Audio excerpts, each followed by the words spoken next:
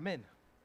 Gloire à Dieu. Voilà, bonsoir, à chacun de vous. Nous allons, sans plus tarder, ouvrir la parole de Dieu et j'aimerais lire pour vous un verset. Notre partage va porter sur tout ce chapitre de 1 Chroniques 21.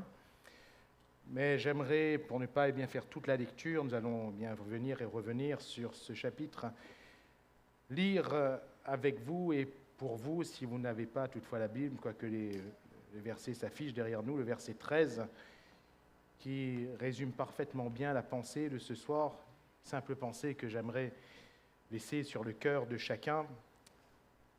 1 Chroniques, chapitre 21, au verset 13. David répondit à Gad, je suis dans une grande angoisse. Oh, que je tombe entre les mains de l'Éternel, car ses compassions sont immenses. Amen. Oh, que je tombe entre les mains de l'Éternel, car ses compassions sont immenses. Quittez l'orgueil pour les compassions de Dieu. Telle s'intitule la pensée que j'aimerais vous laisser. Quittez l'orgueil pour les compassions de Dieu. Le Seigneur déclare dans sa parole que voici, il résiste aux orgueilleux, mais il fait grâce aux humbles. Alléluia. Dieu résiste aux orgueilleux. Il fait grâce aux humbles. Ça a été un passage, certainement le dernier passage compliqué de la vie de David. Il en a connu pas mal. Des fois où il était victime, mais aussi des fois où il a été coupable. Et ici, en l'occurrence, ce n'est pas en tant que victime qu'il s'adresse à Dieu, c'est en tant que coupable. Dans ce chapitre, et je vous encourage vivement à le lire et à le relire chez vous, j'aurais voulu qu'on le lise ce soir, mais il est décidément trop long et ce n'est pas le but. Mais David va ordonner, pour résumer ce chapitre, le dénombrement d'Israël. Et à ce moment-là, Dieu n'est pas d'accord. Et même Joab, pourtant on connaît Joab, on connaît ses travers. On sait que ce n'était pas quelqu'un de droit en soi, ce n'était pas quelqu'un d'intègre. C'était quelqu'un qui, à la moindre filouterie, se jetait dessus. C'était quelqu'un qui était revanchard. C'était quelqu'un qui, dans son cœur, avait souvent des réactions malveillantes. Mais ce Joab-là va dire à David, mais pourquoi tu fais une telle chose? Pourquoi tu demandes ça? Il va néanmoins obéir à l'ordre du roi, il va aller faire le dénombrement, mais pas de tout Israël, puisque l'ordre du roi lui semblait être un péché grave contre Dieu, et va revenir avec le nombre donné à David, et la colère de Dieu va éclater.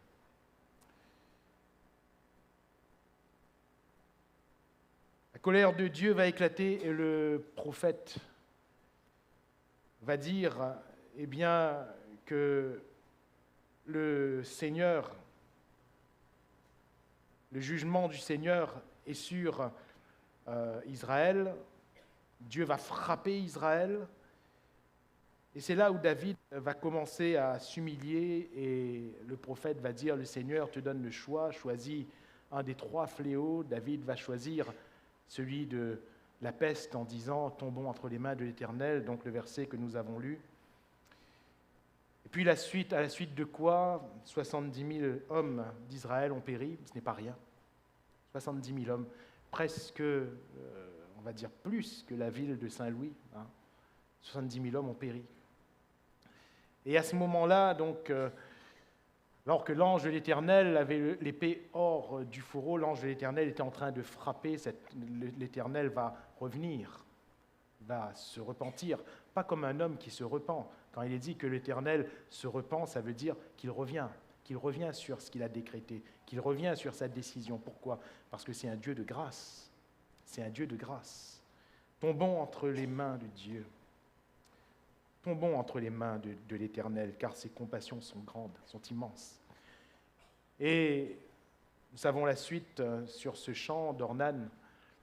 David va offrir un sacrifice à l'Éternel, sacrifice auquel le Seigneur va répondre favorablement par le feu, et la peste va s'arrêter. Dieu va faire grâce. Lorsque l'on quitte l'orgueil pour les compassions de Dieu, c'est là où le Seigneur fait de grandes choses. C'est là où de grandes perspectives s'ouvrent à nous. C'est là où vraiment l'œuvre de Dieu prend toute sa qualité, tout son éclat, toute sa forme. Lorsqu'un peuple, lorsqu'un homme, lorsqu'une femme, lorsqu'un couple, lorsqu'une famille daigne quitter l'orgueil pour aller chercher les compassions de Dieu. Tombons entre ses mains, car ses compassions sont immenses. Alléluia. Chapitre 21, et nous allons voir pourquoi est-ce qu'on parle ici d'orgueil. Le verset 1er nous dit « Satan se leva contre Israël et il excita David à faire le dénombrement d'Israël. » Il y a des passages comme cela où le Seigneur découvre le secret du cœur. Parce que ce qui est écrit là, nul ne le voit si ce n'est le Seigneur. Personne ne peut voir ce qui se passe dans notre cœur si ce n'est le Seigneur.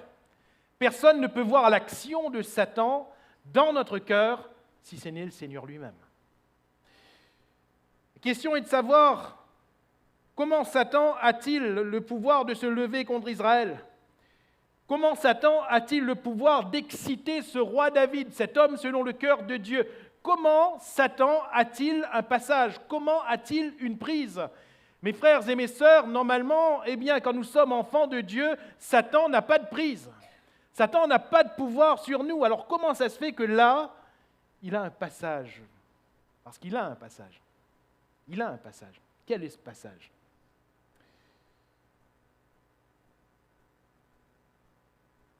Le verset parallèle à celui-ci, dans 2 Samuel, chapitre 24, verset 1er, vous le lirez chez vous également.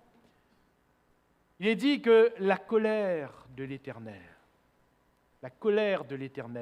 s'enflamma de nouveau contre Israël et il excita David contre eux. Alors d'un côté, c'est l'Éternel qui excite et de l'autre côté, c'est Satan. Allez comprendre. Allez comprendre. Qui dit vrai, qui dit faux ? On est d'accord que l'Éternel ne peut pas être Satan et que Satan ne peut pas être l'Éternel. Si c'est l'Éternel qui excite, ça ne peut pas être Satan qui excite. Si c'est l'Éternel, on comprend, il a pleine autorité. Il fait ce qu'il veut.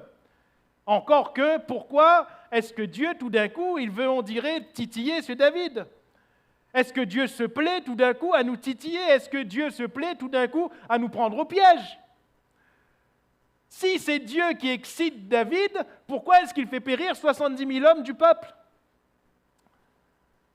Vous savez, il y a des choses qui arrivent qu'on ne comprend pas. On dit, Seigneur, pourtant c'est toi qui es souverain, c'est toi qui es au ciel, c'est toi qui fais ce que tu veux. Pourquoi ce genre de choses arrive ? Est-ce que la Bible se contredit elle-même ? Est-ce que l'un des deux scribes, parce que c'était des scribes qui avaient écrit donc de part et d'autre ces deux récits qui sont inscrits dans des chroniques précises. D'un côté, c'était les scribes du royaume de Juda, et de l'autre côté, c'était les scribes du royaume d'Israël. Qui s'est trompé ? Parce que Dieu n'est pas Satan, Satan n'est pas Dieu. Eh bien, j'aimerais vous rassurer, personne ne s'est trompé. Et ici, la Bible ne se contredit absolument pas. C'est bien Dieu qui est souverain. Et quand Satan agit, c'est une règle, c'est un principe. Quand Satan agit, c'est parce que Dieu lui permet d'agir. Sinon, il ne peut pas agir. Réalisez un seul instant si Satan pouvait agir quand il voulait et comme il voulait. Frères, sœurs, vous et moi, nous ne serions pas là ce soir. Si Satan pouvait faire ce qu'il veut, comme il veut, quand il veut, on aurait tous péri. Mais c'est justement parce que Dieu lui donne des limites, comme il donne des limites à la mer. À La Réunion, on a de belles plages. Vous avez tous remarqué que la mer arrive jusqu'à un niveau. Et la mer s'arrête là. Quand la marée est haute, ça va un peu plus loin, mais ça s'arrête là.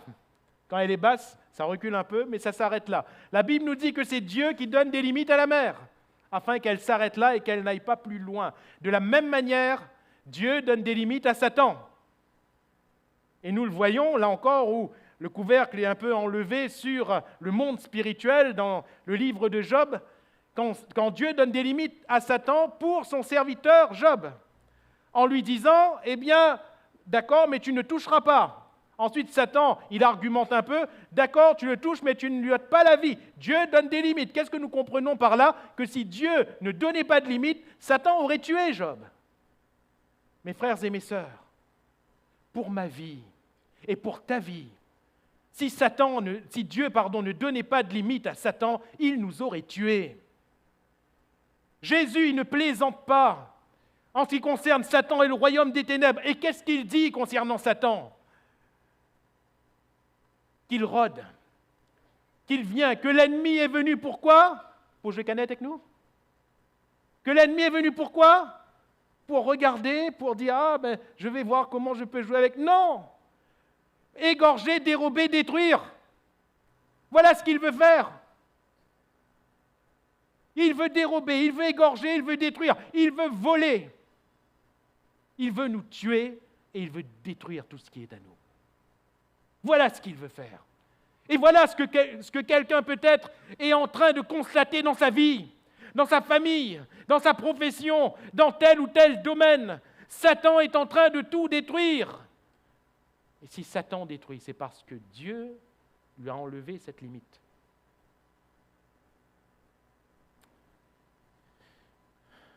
Pourquoi Satan reçoit-il quelques permissions de la part de Dieu dans nos vies? Parce que c'est difficile. Si nous réalisons le ravage qu'il fait, on se dit, Seigneur, mais pourquoi tu laisses? C'est difficile. On ne peut pas s'en réjouir. Pourquoi? Pourquoi? Parce que précisément, ce qui se passe dans le ciel est une argumentation constante de l'ennemi de nos âmes à notre égard. Ne croyez pas que dès le moment où nous donnons notre vie au Seigneur, dès le moment où nous lui appartenons, Satan, il plie bagage et il dit pour celui-là, c'est fini, je vais m'occuper de quelqu'un d'autre. Pas du tout. Pas du tout. Bien au contraire, bien au contraire. Il va élever son armée. Il va lever son armée. Il va écrire différentes stratégies en nous observant, en nous regardant et en cherchant une faille, parce qu'il lui faut une faille. Et quelle est la faille dans le cœur de David? La même faille qu'il y a eu à un moment donné dans le cœur d'Ézéchias. C'est anodin, mais c'est écrit à 2 reprises, même à 3, si on rajoute le livre du prophète Ésaïe lui-même. Ézéchias, quand il a été guéri de sa maladie, il y a eu des envoyés d'un royaume quelconque à ce moment-là, qui était très jeune à ce moment-là, et ce royaume s'appelait Babylone. Il y a eu des envoyés qui sont venus voir Ézéchias et l'encourager dans sa rémission, dans la rémission de sa maladie, lui apporter des encouragements. La Bible nous dit qu'à ce moment-là, le Seigneur a quitté Ézéchias pour voir ce qu'il allait faire. Pour mettre en évidence ce qui était dans le fond du cœur de cet homme. Pourtant, je le souligne, c'était un homme de Dieu. C'était un homme qui marchait selon Dieu, qui avait les mêmes égards que David lui-même. C'est fort. Dieu est sorti de lui, nous dit littéralement la parole de Dieu. Dieu est sorti de lui pour voir ce que son cœur allait faire. Et quand c'est écrit cela, qu'est-ce que finalement le Seigneur attend de nous? Si, je mets entre guillemets, on va comprendre cette expression dans un instant. Qu'est-ce que le Seigneur attend de nous quand il sort de nous? Mes frères et mes sœurs, Jésus est mort pour nous à la croix. Alléluia. Celui qui est en Christ est normalement une nouvelle créature. Les choses anciennes sont passées, toutes choses sont devenues nouvelles. Même s'il sort de nous, notre cœur est nouveau normalement. Alléluia. Notre cœur est nouveau. Notre vie est nouvelle. Nos actions et réactions doivent donc être selon l'homme nouveau. Et qu'est-ce qui s'est passé pour Ézéchias? Il a fait entrer ses messagers. Et il a dit, venez voir. Venez voir tout ce que j'ai. Il leur a montré tous les trésors de sa maison, la maison du roi, et tous les trésors de la maison de l'Éternel. Il leur a montré. Toutes ces richesses, ça porte un nom, ça s'appelle comment? L'orgueil. L'orgueil. Ce qu'il ne savait pas, et que le prophète va lui dire après, qui est-ce que tu as reçu? Des envoyés d'un petit royaume, Babylone, c'est pas grand-chose. Un petit royaume qui est très loin, Babylone. Qu'est-ce que tu leur as montré? Je leur ai tout montré. Tu sais, je leur ai tout montré, pour le mettre un peu plein la vue. Hein. Je leur ai tout montré. Qu'est-ce que tu ne leur as pas montré? Il n'y a rien que je ne leur ai pas montré. Tous les trésors ont été montrés. Tout a été découvert. Ézéchias, qu'est-ce que tu as fait? C'est ce royaume qui va venir déporter Israël. C'est ce royaume qui va venir prendre les trésors qu'il a vus. C'est cette armée, c'est ce petit royaume, tu appelles petit royaume de Babylone, c'est eux qui viendront et qui prendront possession de Juda, là où est la maison de Dieu. C'est eux. L'orgueil. À ce moment-là, qu'est-ce qui s'est passé pour David? L'orgueil a été dans son cœur. Pourquoi a-t-il ordonné le dénombrement ici? Le texte dit, David dit à Joab et au chef du peuple, « Allez, faites le dénombrement d'Israël depuis Beersheba jusqu'à Dan et rapportez-le afin que je sache à combien il s'élève. » Afin que je sache à combien il s'élève. Si on regarde aux différents commentaires, même des exégètes de la Bible, il y a plusieurs réponses données à la question pourquoi est-ce que ce que David a fait a été qualifié de péché.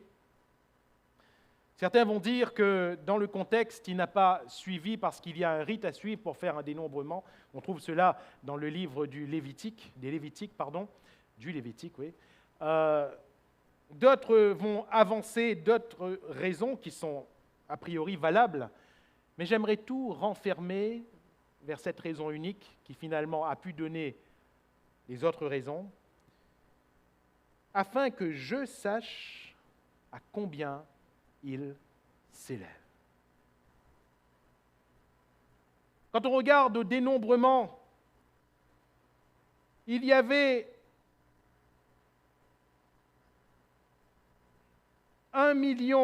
plus d'1,5 million personnes en Israël. Et pourtant, il n'avait pas fait tout le dénombrement. C'est énorme. Il est parlé que des hommes. Quand on faisait le dénombrement, c'était que les hommes. Que des hommes dans une tranche d'âge, pas les enfants, pas les vieillards, que des hommes capables d'aller à la guerre. Il y avait plus d'1,5 million, sans compter Benjamin et Lévi.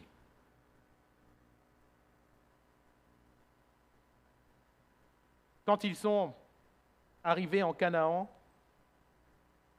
ils étaient environ 600 000. Et là, ils se retrouvent à quasiment 1 million de plus. C'est énorme. Eh bien, David, faut-il croire ici qu'il s'enorgueillissait? Que pour lui, c'était un sujet de fierté, un sujet d'orgueil. Que pour lui, c'était le moyen de dire « j'ai réussi ». Que je sache à combien il s'élève. J'ai réussi. J'ai fait de grandes choses. J'ai pu accomplir. Moi. Ce n'est pourtant pas grand-chose au vu de l'événement en soi. Mais mes frères et mes sœurs, parfois le fait n'est pas grand-chose, mais Dieu voit le cœur. Alléluia. Dieu voit le cœur. Dieu voit notre cœur. Et pourquoi est-ce qu'ici, je mets ici en avant l'orgueil de ce roi David? S'il n'y avait rien dans le cœur de David, Dieu n'aurait pas frappé. Dieu est juste, n'est-ce pas? Dieu est le juste juge. S'il n'y avait rien de mauvais dans le cœur de David, s'il avait fait une erreur en faisant ce qu'il a fait, Dieu n'aurait pas frappé. Mes frères et mes sœurs, Dieu voit notre cœur. Et quand l'orgueil s'y trouve, l'orgueil nous amène à faire de grandes choses contre le Seigneur, de grands péchés contre le Seigneur. Que cet orgueil se traduise par une action ou que cet orgueil se traduise par une réaction. La Bible nous parle en décrivant le péché qui est dans le cœur de l'homme en 3 termes. La convoitise des yeux, la convoitise des richesses et l'orgueil de la vie. Mais si on fait une petite étude, on voit que ces 3 termes ne sont pas à dissocier. Finalement, ces 3 termes sont liés comme des doigts de la main sur un même état de cœur, celui de l'homme, de la race humaine. Convoitise des yeux, quand nous voyons. Convoitise des richesses, quand nous voulons posséder. L'orgueil de la vie, parce que moi aussi, mais il n'est pas moins qu'un autre. Parce que moi aussi, j'ai de la valeur. Parce que moi aussi, je peux réussir. Moi aussi, j'ai le droit de. Moi aussi, le moi qui prend la place. C'est l'orgueil. C'est l'orgueil.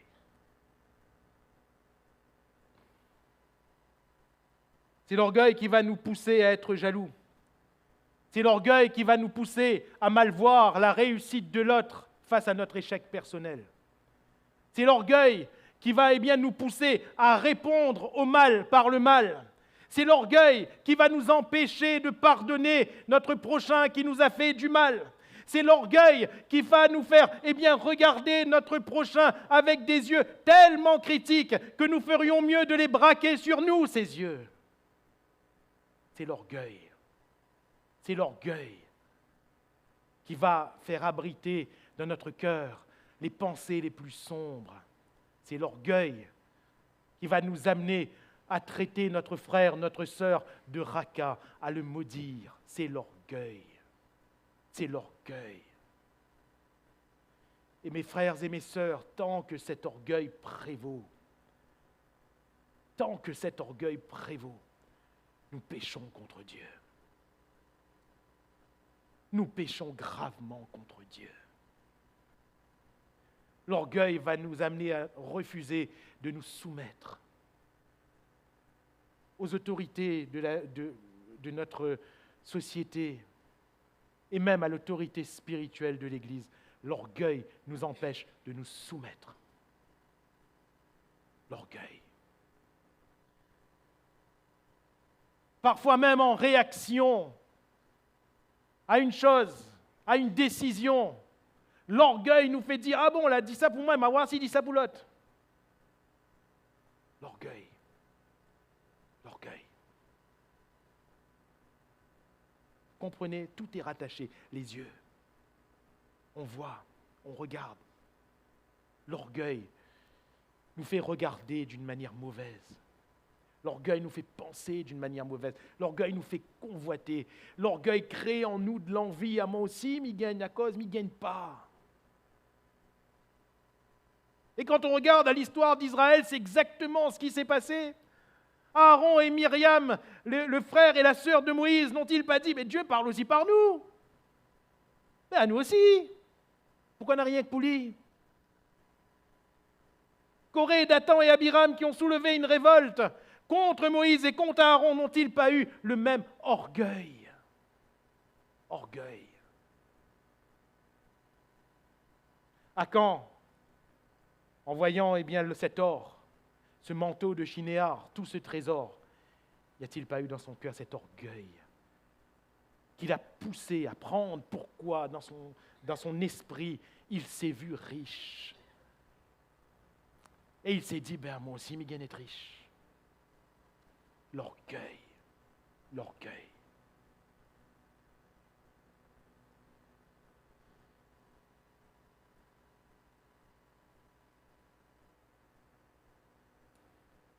Quand nous analysons profondément les textes bibliques, quand on regarde à des passages tels que « un peu de levain fait lever toute la pâte »,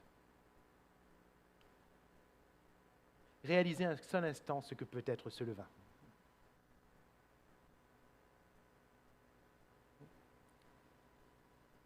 Quelqu'un disait un jour, en amenant un brave chrétien qui n'arrivait pas à comprendre, eh bien, comment, même un petit péché, et il disait, mais nous les bons chrétiens, un petit péché n'a pas le droit. Frère, nous marche avec Dieu, frère, m'y prie, m'y lit ma Bible, m'y ça à l'église, m'y fait le bien, m'y aide mon prochain. Un petit péché m'a pas le droit. Un petit péché, un petit péché. C'était quoi son petit péché? Une petite cigarette. Une petite cigarette. Pas tous les jours, de temps en temps. Même ça n'a pas le droit. Même ça n'a pas le droit. Ce brave frère est allé revoir cette personne qui avait manifestement ce lien de la cigarette dans sa vie et qui était pourtant chrétien, et lui a amené en pleine chaleur une bouteille d'1,5 litre d'eau glacée. Et il lui a dit, tiens. Et l'autre lui a dit, frère, merci. Et il a commencé à ouvrir, à dévisser le bouchon, et l'autre frère lui a dit, m'a oublié de dire, m'a mis une goutte de cyanure dedans. Une goutte de cyanure. Et le gars a refermé la bouteille, il a dit, qu'est-ce que vous fait? Il a dit, non mais c'est rien, c'est une goutte, d'1,5 litre. C'est une goutte. On peut boire. Normalement, il ne fait pas rien, ça. Il a dit, mais ça, cyanure, ça, il tuait, ça. Il a dit, non, boire. Goutte. C'est cyanure, oui, il tuait, mais il a juste un goutte. Il a dit, mais bois pas ça. Mais pourquoi on ne boit pas? Mais ça, il peut tuer à moi. Même un goutte, il peut tuer à moi. Et ce brave frère lui a dit, comment vous pouvez pas boire ingorger une bouteille de l'eau avec une goutte de cyanure dedans parce que ça tue à eau, et on ne rend même pas au compte qu'une petite cigarette l'entraîne de tuer outre âme. L'entraîne de tuer outre âme. Un peu de levain fait lever toute la pâte. Cet orgueil qu'on ne voit plus, cet orgueil qu'on a masqué, cet orgueil qui nous fait trouver des prétextes. Frère, c'est les autres, ça. C'est les autres, ils mal parlent à moi. C'est les autres, ils disent à moi. Vous comprenez l'action ou la réaction? Cet orgueil qu'on ne voit plus, qu'on ne voit plus. On va identifier toutes sortes de péchés, mais ce qui amène le péché, on ne le voit plus. Pourtant, le piège du diable, c'est cela, c'est l'orgueil. Dans le jardin d'Éden, comment Ève est-elle tombée? Tu ne mourras pas, tu seras comme une déesse, Ève. L'envie. Elle vit que le fruit, vous voyez l'œil, elle vit que le fruit était bon à manger, agréable à la vue. Et elle en prit. L'orgueil. L'orgueil qu'on ne voit plus. Est-ce que cet orgueil que tu ne vois plus, est-ce que tu veux à nouveau le voir ce soir? Je me parle à moi-même. Joanne, l'orgueil que tu ne vois plus, est-ce que tu veux à nouveau le voir ce soir? David a dû faire face à cet orgueil.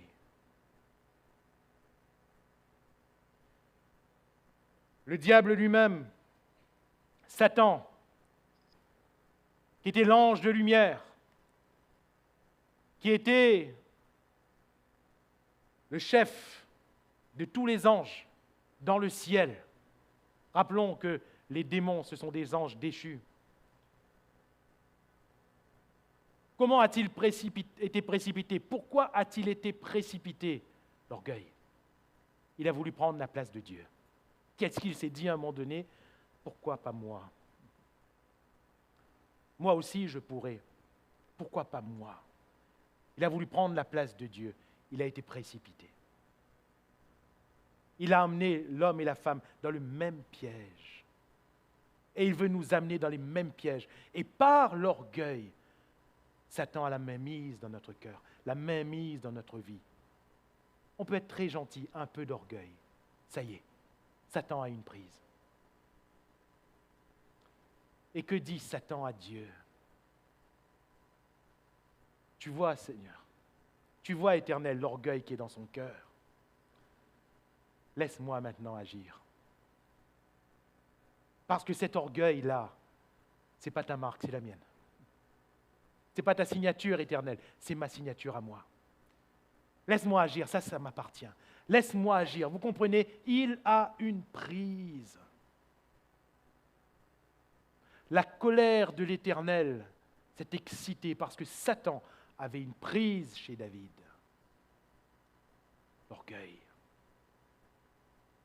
Et l'orgueil est finalement le point de départ de la quasi-totalité des péchés nommés dans la Bible.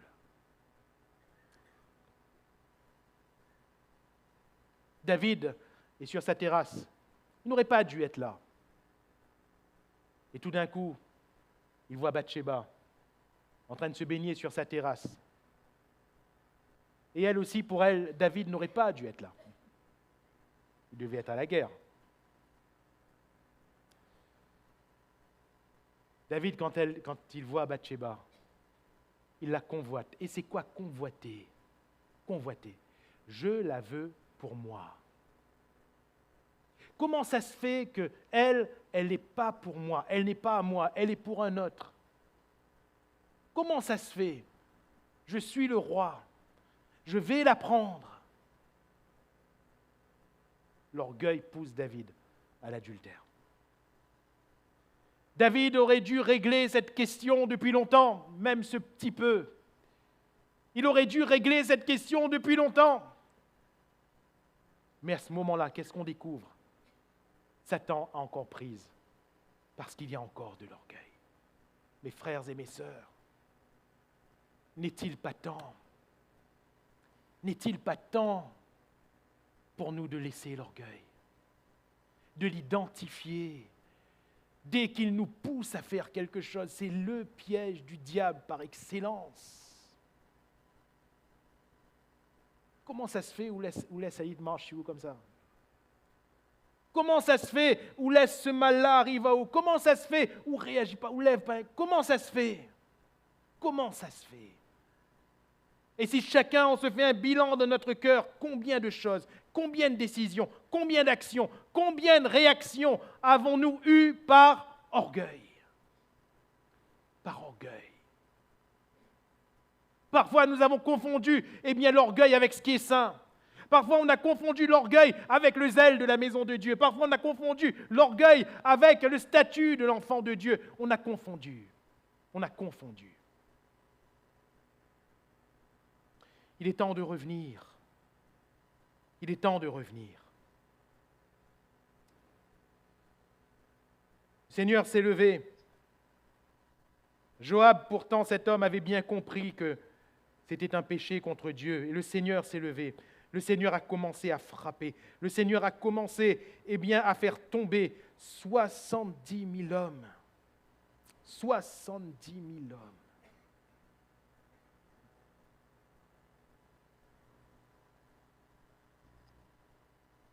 Au verset 8, David réalise: j'ai commis un grand péché en faisant cela. À qui est-ce que David parle? Il parle à Dieu. Alléluia. Il parle à Dieu. Il parle à Dieu. Abandonner son orgueil, c'est l'humilité d'aller parler à Dieu.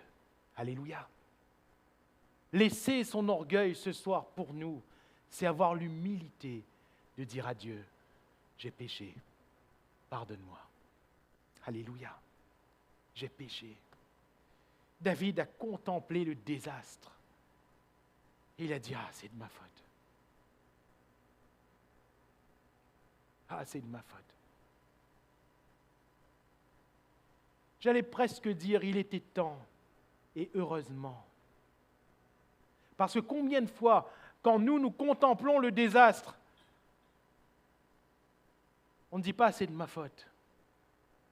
On dit: ça, Ali, ça. Ça, Ali, ça. Dans le jardin d'Éden, qu'a dit Adam, pardon, ça c'est la femme. Qu'a dit Ève ensuite? Ça c'est le serpent. Que dit David? J'ai péché. Alléluia. Il n'a pas dit Éternel, ça, Joab, ça, vous connaissez, Ali. Hein? Vous connaissez Deyel, ça va lui tuer de monde. Ça, Ali, ça. Non. J'ai péché. J'ai péché. C'est moi. Combien de fois vas-tu dire que c'est un autre? Combien de fois vas-tu dire que c'est un autre? Combien de fois? Combien de fois? Combien de fois vas-tu dire c'est ton frère, c'est ta soeur? Combien de fois vas-tu dire c'est ton mari, c'est ta femme? Combien de fois vas-tu dire ce sont tes enfants? Combien de fois? N'est-il pas temps de dire c'est moi? C'est moi. J'ai péché. J'ai péché. Le fils prodigue n'a pas dit à son père, papa, ça autre faute ça, vous voulez donner moi l'argent, dis-moi allez. Non. Le fils prodigue a dit à son père, j'ai péché contre le ciel et contre toi. Je ne suis pas digne. Je ne suis plus digne car j'ai péché. Frères, sœurs, n'est-il pas temps? N'est-il pas temps? N'est-il pas temps? David va dire, j'ai commis un grand péché en faisant cela. Il voit sa faute grande. Vous savez, parfois, on commence bien. On dit, Seigneur, j'ai péché. Mais Seigneur, elle n'est pas grave, ça. Seigneur, j'ai péché, mais il ne m'a pas fait grand-chose, Seigneur. On peut pardonner. Après tout, Dieu pardonne. Je prends souvent cette image. On croit que le pardon de Dieu, c'est comme un distributeur. On coule une pièce et c'est bon. Ça nous a coûté 1 euro. Hein. Aujourd'hui, c'est un peu plus cher. Ça nous a coûté 1 euro, 1,50 €. Allez, 2 euros. Et c'est bon, on a le pardon de Dieu. On oublie que le prix du pardon de Dieu, c'est l'offrande de la vie de Christ à la croix du Calvaire. Et mes frères et mes sœurs, ça n'a pas de prix. Alléluia. Ça vaut plus que tout. Et on oublie qu'un grand prix a été payé. Et pour nous, on va dire, Seigneur, j'ai péché, mais tu pardonnes. Non. J'ai commis un grand péché. Ce que j'ai fait est grave, Seigneur, très grave. Je ne suis plus digne. Est-ce que nous pouvons le dire à Dieu?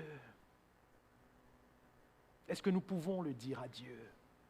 Parfois, on est en train de calculer, de réfléchir comment on va dire à l'autre. Mais vous savez qu'avant tout, il faut dire à Dieu. Est-ce que nous sommes conscients qu'avant tout, c'est à Dieu qu'il faut parler? C'est lui qui connaît nos cœurs, c'est lui qui est le juge. C'est lui. Les hommes autour de nous ne peuvent pas nous juger, ne peuvent pas nous condamner, ne peuvent pas nous faire du mal en soi. Dieu, lui, il peut. Quand bien même un homme nous gracie, si Dieu nous condamne, nous sommes condamnés. Mais si Dieu nous gracie, quand bien même tous les hommes nous condamnent, nous sommes graciés. Alléluia. Il faut le dire à Dieu. J'ai commis un grand péché. Et qu'est-ce qu'il va dire? Maintenant, daigne pardonner l'iniquité de ton serviteur. Daigne, j'aime bien, il ne dit pas pardonne l'iniquité de ton serviteur. Daigne pardonner. Le frère, dans son introduction et dans sa prière, il a dit, Seigneur, je te respecte. Je te respecte.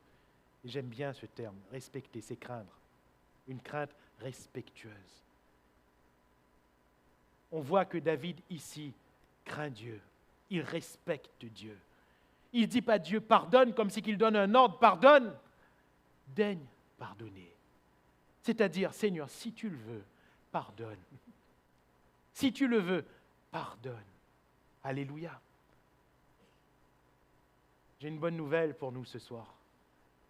Dieu veut pardonner. Alléluia. Dieu veut, il veut pardonner. Sinon, il n'aurait pas offert son Christ à la croix. Il veut pardonner. Mais est-ce que nous voulons de ce pardon-là? Ce pardon pour lequel le sang a coulé. Alors on voit la grâce de Dieu. Il y a un jugement qui a été décrété. Dieu lui donne premièrement la grâce d'en choisir un. C'est rare que Dieu donne la grâce de choisir le jugement. C'est rare. C'est très très rare dans les Écritures. En général, Dieu frappe, point. Mais ici, il dit choisis. Il dit à David, choisis.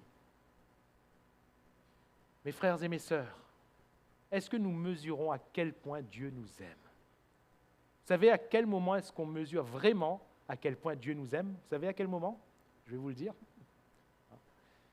C'est au moment où nous mesurons la grandeur de notre péché. C'est là où on comprend vraiment combien Dieu nous aime.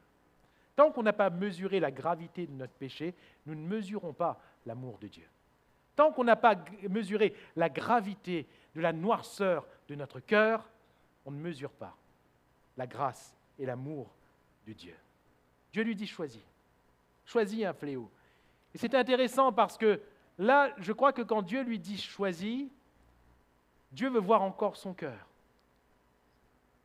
Et cette réaction de David, que je tombe entre les mains de l'Éternel. Les 3 fléaux, c'est quoi? 3 années de famine, 3 mois de défaite devant ses adversaires, ou 3 jours d'épée de l'Éternel, la peste. Rapidement, analysons ces 3 fléaux. 3 mois de famine. 3 ans, de famine. Qui allait être touché par la famine, mes amis? Dites-moi. Lui, il est roi. Qui allait être touché par la famine? Certainement pas lui. Certainement pas lui. Tout le reste du peuple, oui, mais certainement pas lui. Certainement pas lui.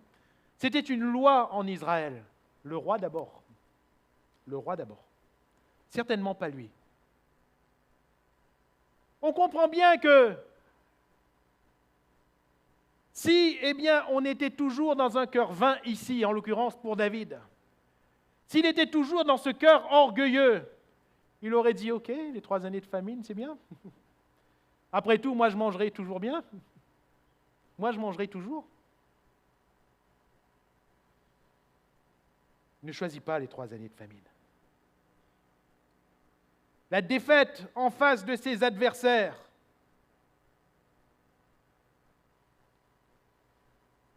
Mes chers amis, il y a eu à un moment donné un combat.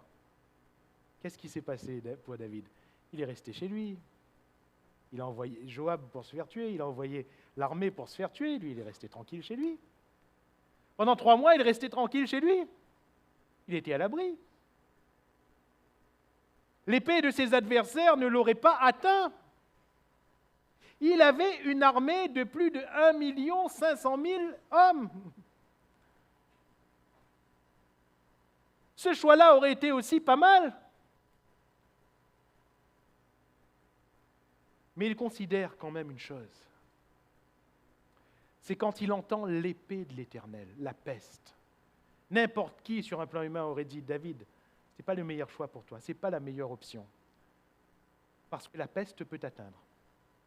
Parce que l'ange de l'Éternel peut commencer par ta propre maison. Ça, tu ne peux pas savoir. Ça, tu ne peux pas prévoir. Tu ne peux pas calculer. Tu vas voir des morts tomber, David. Oui, mais David va dire, c'est l'épée de l'Éternel. C'est l'ange de l'Éternel. Je veux tomber entre les mains de l'Éternel, parce que ses compassions sont grandes. Les mains de l'Éternel et pas les mains de Satan. Alléluia. Parce qu'il n'est pas dit que la famine, c'était la main de l'Éternel. Il n'est pas dit que les adversaires, c'était la main de l'Éternel. Par contre, la peste, c'était la main de l'Éternel. Je préfère tomber entre les mains de l'Éternel parce qu'il a de grandes compassions. Alléluia. Ses compassions sont immenses. C'est là où David abandonne réellement son orgueil. Il accepte la possibilité d'être plus probablement touché. Il accepte la possibilité d'être lui-même en tant que roi exposé, de ne pouvoir rien faire, de ne pas pouvoir se protéger. Il accepte cette possibilité. Il accepte en se disant, si c'est Dieu qui juge, il aura peut-être compassion de moi. Alléluia. Mes frères et mes sœurs, si nous choisissons les mains de l'Éternel, nous choisirons forcément d'abandonner notre orgueil. Et si nous choisissons d'abandonner notre orgueil, peu importe ce qu'il arrivera sur la terre, dans le ciel, il nous fait grâce. Alléluia. Dans le ciel, il nous fait grâce. Abandonne l'orgueil. Abandonne l'orgueil. Alors, nous n'aurons pas le temps de voir la suite ce soir. Mais quand David choisit les compassions du Seigneur, ces compassions commencent par arrêter l'ange de la mort, l'ange destructeur. Et quand on regarde le texte, cet ange destructeur, j'ai eu des commentaires où certains disent qu'ici c'est un démon, qu'ici c'est le diable. Non, non. Quand on regarde le texte, même au texte en hébreu, à aucun moment il n'est fait allusion ni à un démon, ni au diable. Non, non. Vous allez me dire, frère, le Seigneur est tué? Eh bien, j'aimerais vous dire, si vous ne le savez pas, il n'y a que le Seigneur qui ait pouvoir de mort réellement sur nous. Le pouvoir de vie ou de mort est entre les mains du Seigneur. Et quand c'est le diable qui égorge, qui tue, c'est parce que Dieu lui en a donné la permission. Ici, ce n'est pas un ange du diable, c'est l'ange du Seigneur qui vient et qui juge, qui vient et qui donne la mort. Mais quand Dieu a compassion, quand Dieu fait grâce, avant même toute action de David, David n'a encore rien fait. Dieu dit à cet ange, arrête, alléluia. J'aimerais te dire une chose précieuse, précieuse, mon frère, ma sœur. Il suffit que Dieu voie l'humiliation dans ton cœur pour dire à la destruction, arrête. Alléluia. Il suffit que Dieu te voie dans ton cœur t'humilier, abandonner l'orgueil, pour que déjà dans le ciel, avant même que les hommes ne le voient, déjà dans le ciel, la destruction s'arrête. Alléluia. Gloire à Dieu. La destruction va s'arrêter. Si on abandonne l'orgueil. Si on abandonne l'orgueil. La destruction s'arrête.